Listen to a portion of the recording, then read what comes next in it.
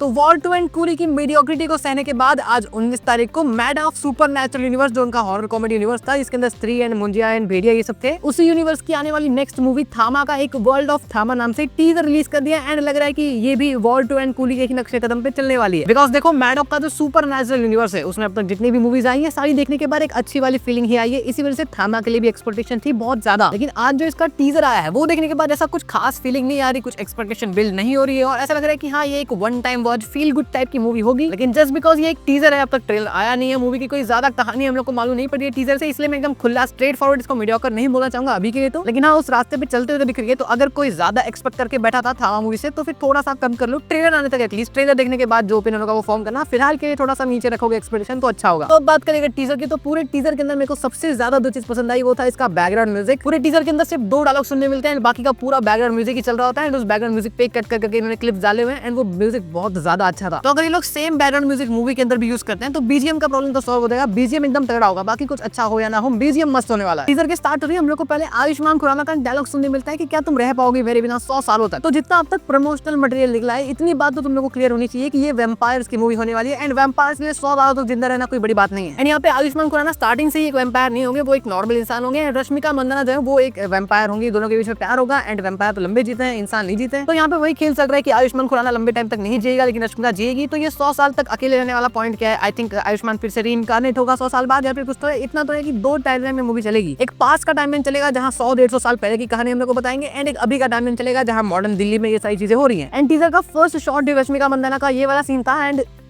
या it was nice. Actually हम सब जानते हैं कि ये वाला सीन क्यों डाला गया एंड हम सब हरामी लोग उसके अंदर स्टार्टिंग में ही फॉल कर गए, इसी वजह से पूरा का पूरा टीजर देखा है हमने। नेक्स्ट हम लोग आयुष्मान खुराना को ये वाले कपड़े के अंदर देखते हैं एंड आगे यहाँ पे वो बैर से भिड़ गया है, मतलब मार खा रहा है। एक तरफा मारामारी को भिड़ना नहीं कहते। तो एक ये बात तो है कि आयुष्मान को स्टार्टिंग से पावर नहीं थी, इसलिए वो दिन में घूम रहा है, लेकिन रश्मिका के पास तो पावर थी। रश्मिका दिन में कैसे घूम पा रही है? रश्मिका एक वैम्पायर होने वाली है, स्टार्टिंग से होने वाली है इस मूवी के अंदर, तो यहाँ पे ये दिन में कैसे घूम रही है, ये चीज एक हो सकता है इसको भी पहले पावर ना मिली हो, बाद में जाके मिली हो, कुछ भी हो सकता है। अगला सीन ये था कि एक लड़की जो कि मोस्ट प्रोबेबली रश्मिका ही लग रही है लेकिन कपड़े से अलग लग रही है, बिकॉज यहाँ पे उसने ग्रीनिश टाइप का कुछ पहना था एंड यहाँ पे ये कोई पिंकिश कलर का है। वो लड़की आयुष्मान खुराना को उठा के वही बेर वाले कपड़े यहाँ पे, तो उसी दिन का सीन होगा ये, रात का मतलब, उठा के कहीं लेके जा रही है। एंड ये सीन अभी तक बहुत अनपॉलिश्ड है, ये बहुत नकली लग रहा है देख के। निंजा हथौड़ी उड़ता था ऐसे वैम्पायर्स नहीं उड़ने चाहिए। लेकिन अगेन ये भी टीजर है, हो सकता है ट्रेलर में या फिर मूवी के अंदर ये चीज सुधार दे। अगर सुधार दे तो बहुत अच्छी बात है, नहीं सुधारे तो फिर वीएफएक्स बड़ा गंदा था ये वाला। हम लोग एक कल्ट टाइप की जगह देखते हैं जहाँ पे कुछ डांस वगैरह करके माँ काली को डेडिकेट किया जा रहा है वो डांस आगे। एंड इनफैक्ट ये कल सिर्फ एक छोटी सी जगह नहीं है, पूरा का पूरा शहर है। हम लोग को ये चीज दिखाई देती है कि नवाजुद्दीन सिद्दीकी के कैरेक्टर को यहाँ पे कैद करके रखा गया है। वो पहले कोई एक बिग बैड था जो कि इस मूवी के अंदर भी मेन विलन ही होने वाला है। सिंपली बोला जाए तो यही चीज हुई होगी, पहले उसने बहुत सारे कांड किए होंगे तो उसको कैद करके रख दिया, अब आगे जाके ये छूटेगा तो फिर से लफड़ा करेगा। देन हम लोग के सामने मल्टीपल सीन्स एकदम फटाफट निकाल दिए जाते हैं जहाँ पे आयुष्मान खुराना को वही कल्ट उठा के कहीं तो लेके जा रहा है। यहाँ पे रश्मिका मंदाना शायद से फेस ऑफ करने वाली है नवाजुद्दीन सिद्दीकी के कैरेक्टर के साथ। एक मूर्ति दिखाई जाती है जो कि समहाउ माँ काली से कहीं ना कहीं कनेक्शन बिठा रही है। वो जो कल्ट वाली जगह थी वहाँ से पावर वगैरह निकल के आ रही है, तो नवाजुद्दीन सिद्दीकी शायद इस वाले सीन के अंदर ही वो कैद से रिहा हुए होंगे। रश्मिका मंदाना चिल्ला रही है, उसके हाथ में आयुष्मान खुराना एंड एक सीन के अंदर आयुष्मान खुराना को हम लोग बेड के ऊपर ऐसा तड़पते हुए देख रहे हैं। तो शायद ये वाले सीन एक के बाद एक ही होंगे जहां आयुष्मान खुराना को बहुत गंदी मारपीट लग जाएगी, चोट लग जाएगी, रश्मिका चिल्लाएगी, वो नहीं बच पाएगा, तो रश्मिका शायद उसको वैम्पायर उस टाइम बना देगी। एंड ये जो बेड के ऊपर तड़प रहा है ये शायद इसके ट्रांसफॉर्मेशन का सीन होगा जहां इंसान से वैम्पायर ही बन रहा होगा। टीजर में हम लोग को परेश रावल भी देखने मिले जो कि काइंड ऑफ एक ब्लड बैंक जैसी जगह पे है एंड पीछे रश्मिका भी है एंड आयुष्मान खुराना भी ये वाले सीन के अंदर एक पाउच से ब्लड पीते दिख रहा है। तो हो सकता है ये लोग अच्छे वैम्पायर्स हो, इंसानों को ना मारना चाहते हैं, इसलिए ये ब्लड बैंक में आके खून पीते हैं। ऑल्दो ये भी कोई अच्छी बात तो है नहीं, इंसानों ने खून ये सोच के दिया होगा कि किसी और के काम आएगा, इधर वैम्पायर्स को पी रहे हैं तो, लेकिन कहीं ना कहीं से तो काज बुझानी है। एंड आयुष्मान खुराना के कुछ कूल शॉट्स दिखाए जाते हैं, यहाँ पे वो हवा में कूद रहा है, इसको इस टाइम पे शायद पावर मिल चुकी है बिकॉज वो जो इसके आजू बाजू में ऑरा क्रिएट हो रहा है वो वैम्पायर्स के ही होता है। एंड यहाँ ये इस छत के ऊपर आयुष्मान चल रहा है, पीछे जो तुम लोग को होर्डिंग दिख रही है उसके अंदर भी काइंड ऑफ वैम्पायर जैसा ही कुछ ना कुछ बना हुआ है। मोस्ट प्रोबेबली वो बस एक रेफरेंस होगा। एंड ट्रेलर के एंड में हम लोग को फाइनली नवाजुद्दीन सिद्दीकी दिखते हैं जहाँ शायद से रश्मिका एंड आयुष्मान का कैरेक्टर किस वगैरह कर रहे होंगे एंड ये ऊपर से देख के बोल रहा है कि करते रहो, 75 साल से नहीं देखा मैंने ये सब कुछ, जो कि इतना कुछ फनी नहीं था, ठीक ठाक सा ही लग रहा था। बाकी मूवी के अंदर डांस सीक्वेंस वगैरह भी होंगे, मलाइका अरोरा को लेके आ गए लोग डांस कराने के लिए। ओवरऑल बात निकल के यही आ रही है कि ठीक है टीजर ठीक ठाक सा था, बहुत ज्यादा मजा नहीं आया टीजर देख के, बहुत बुरा भी नहीं लगा, मीडियोकर सा था। आई होप कि ट्रेलर के अंदर ये लोग कुछ ना कुछ ऐसा लेके आ जाए जो देख के थोड़ा सा और होप बढ़ जाए, मजा आ रहा है देखने को, बिकॉज यार एक अच्छी मूवी बहुत टाइम से नहीं देखी है, मन कर रहा है कुछ ना कुछ देखने का। इस दिवाली पे ये रिलीज हो रही है तो बड़े ओकेजन पे एक अच्छी मूवी देखने में अच्छा लगेगा, बाकी फिर मीडियोकर मूवी देख के दिमाग खराब हो जाता है। एंड शायद वरुण धवन के भेड़िया का भी कैमियो होगा इस मूवी के अंदर, तो अभी जो बात होगी इसके ट्रेलर या फिर मूवी आने के बाद ही होगी। फिलहाल के इस वीडियो के अंदर इतना ही। अगर पसंद आया हो तो फिर लाइक शेयर सब्सक्राइब कर देना। मैं मिलता हूं तुमसे नेक्स्ट वीडियो के अंदर।